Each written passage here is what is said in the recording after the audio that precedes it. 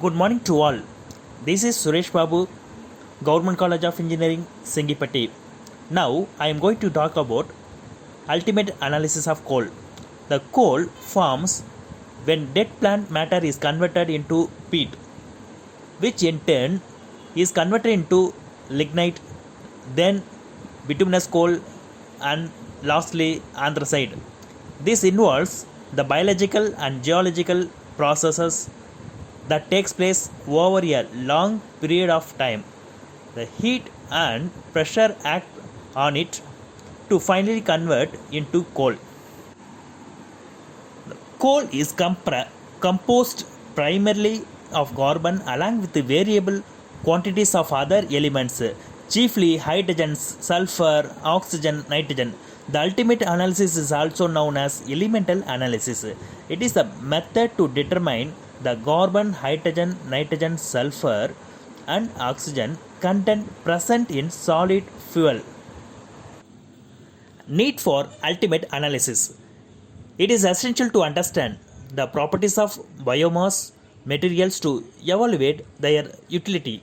The analysis is carried out to find the oxygen required for combustion of efficient production of energy. The two types, proximate and ultimate analysis. The proximate it determine moisture content, determination of carbon and hydrogen. A known weight of coal is burnt in presence of oxygen in a combustion apparatus. The carbon and hydrogen present in the coal are converted into carbon dioxide and water respectively by oxidation method. That means addition of oxygen to the substance. Potassium hydroxide react with carbon dioxide to produce potassium carbonate. Next, the mixing calcium chloride with water is an exothermic reaction, which means that combination of two substances releases heat. Thus, when you add calcium chloride water, the solution heats. The liberated carbon dioxide and water vapor are absorbed by potassium hydroxide and anhydrous calcium chloride tubes, respectively. The increase before we are going to calculation, we want to know mole. The mole related with the substance. In chemical stoichiometry, the mole is defined as the mass of substance containing 1 Avogadro's numbers of particles. That means 1 number of Avogadro particles is equal to 6.023 into 10 power 23 units. For carbon dioxide, the weight containing 1 mole of carbon dioxide molecules is equal to 44 grams. Similarly, 1 mole of hydrogen molecule is equal to 2 gram. So that for 1 mole of nitrogen atom is 14 gram. Similarly, 1 mole of carbon is equal to 12 gram.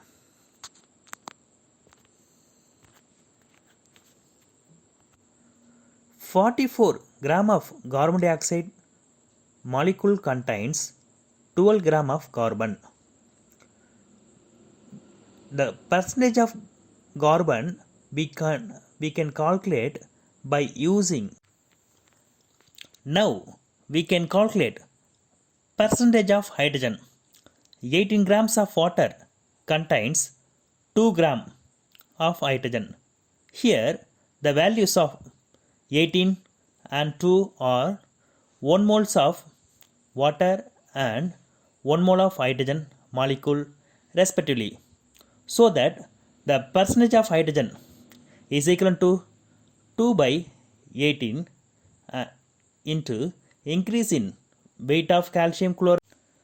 Now we are going to determination of nitrogen.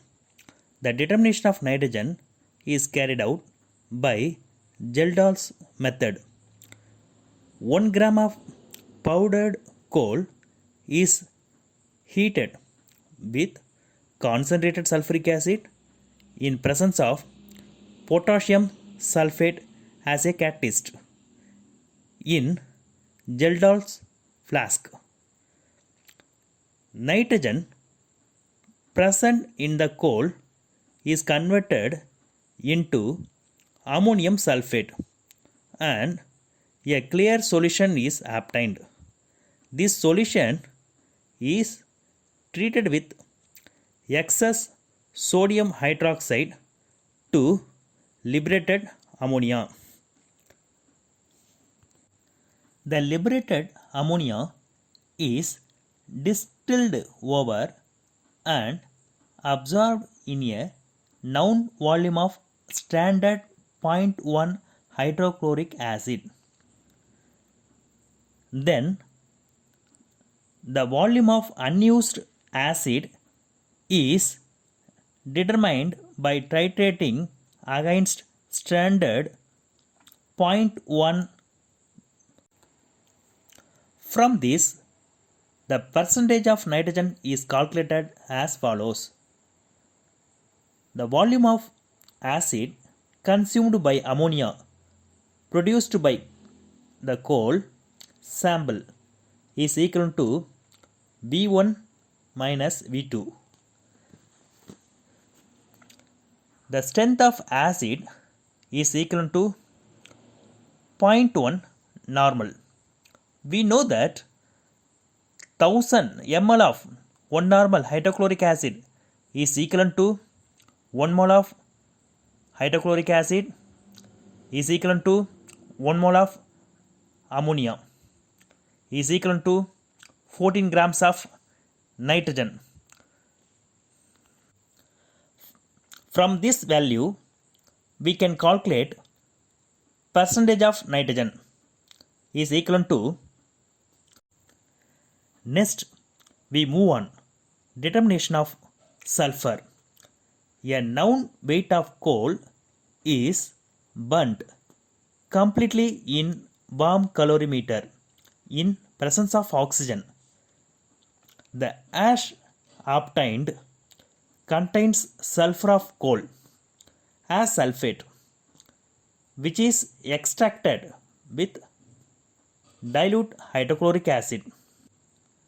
The acid extract is treated with barium chloride solution to precipitate sulfate as barium sulfate, which is filtered, washed, dried and weighed for constant weight, from which sulfur in coal can be calculated as follows. 223 gram of barium sulfate contains 32 grams of sulfur. Here the values of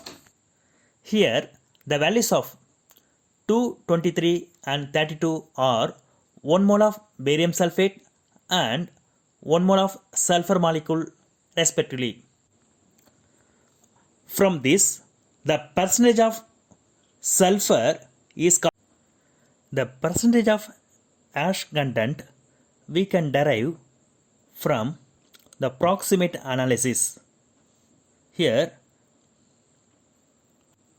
the residual coal sample is heated without lid to 700 to 750 degrees Celsius for 30 minutes in a muffle furnace.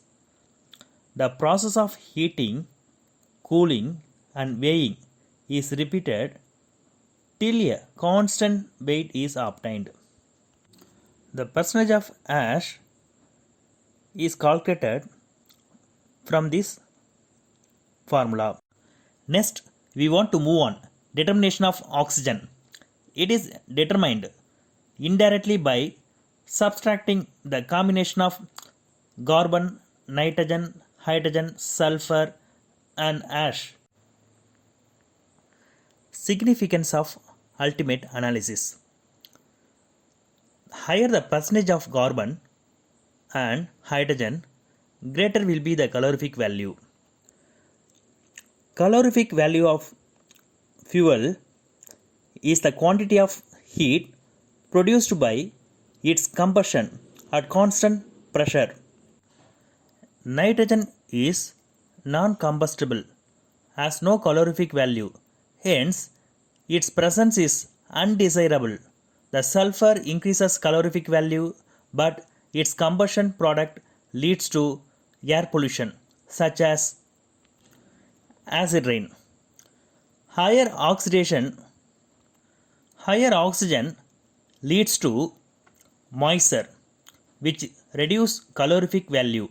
So, a good quality of coal